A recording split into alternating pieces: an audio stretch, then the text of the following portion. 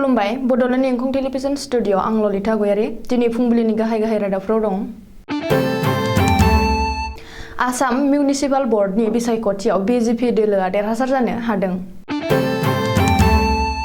जरहाटआव सानै फालांगिनिफ्राय गान्दानि गं मोनदों।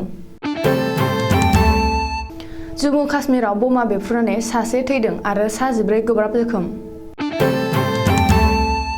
तामुलपुराव आबादारिफोरनो एमएलए जलेन दैमारिया पावार टिलार राननानै होदों। दानिया फैदो आबुं रादाबाव।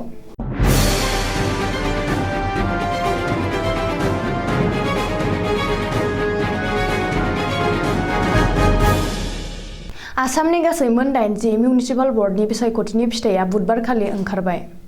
गोहोआव थानाय बिजेपि दोलोआनो बांसिन आसन आवग्रिनो हादों। गासै मोन 977 मासिनि गेजेराव बिजेपिआ 742 मासि आवग्रिनो हादों। असम गण परिषद दोलोआ गासै मोन 77 वार्डआव देरहासार जानो हादों।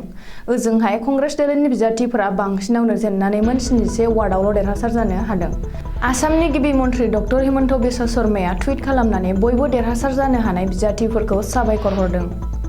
नोजोर होनो गोनांदि आम आदमी पार्टीनि सानै बिजाथिया लखिमपुरनि 14 नं वार्डआव उदिता दास आरो तिनिसुकियानि 11 नं वार्डआव धीराज सिंह मोनहा देरहासार जानो हानानै गिबि खेबनि थाखाय आसामाव खाथा बेखेवजेनदों।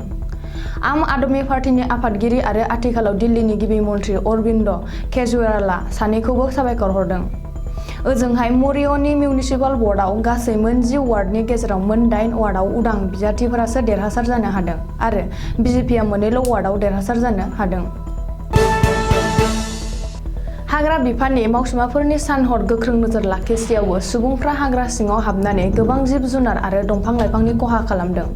मख'जाथावदि जरहाटनि गंसे हटेलनिफ्राय हाग्रा बिफाननि मावसुमाफ्रा आरो पुलिसनि गोख्रों सिग्रोमनाय हाबानि गेजेरजों सानै मस्ट वान्टेड गान्दा गंनि फालांगि खालामग्राखौ हमनो हायो।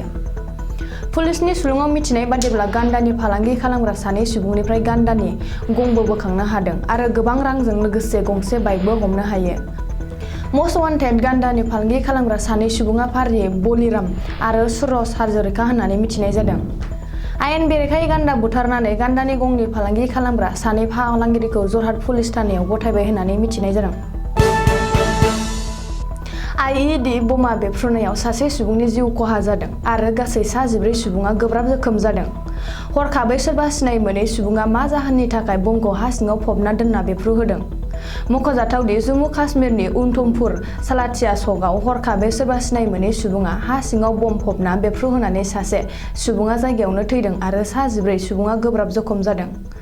सुलुङाव मिथिनाय बादिब्ला बे बमा बेफ्रुनायाव थैनाय सासे सुबुंनि गोथै देहाखौ पस्टमर्टमनि थाखाय देहा फाहामसालियाव थिसनथाय होबाय आरो सा 14 गोब्राब जखम जानाय सुबुंफोरखौ उधमपुरनि सालाथिया देहा फाहामसालियाव थिसनथाय होबाय। दा पुलिसआ बे जाथायनि सायाव सोर मा जाहोननि थाखाय बमखौ बेफ्रुहोखो बेखौ गोख्रोङै नागिरगासिनो दं। तामुलपुर बियाबनि एमएलए जलेन दैमारिया बुधबारखालि गामि ओनसोलनि आबादारि सुबुंफोरनो जौगाखां आदबजों आबाद मावनो हानायनि थाखाय गंसे पावार टिलार रानना होदों। मख'जाथावदि बुधबारखालि तामुलपुर जिल्लायाव बिटिआरनि आबाद बिफाननिफ्राय पावार टिलार रानना होदों।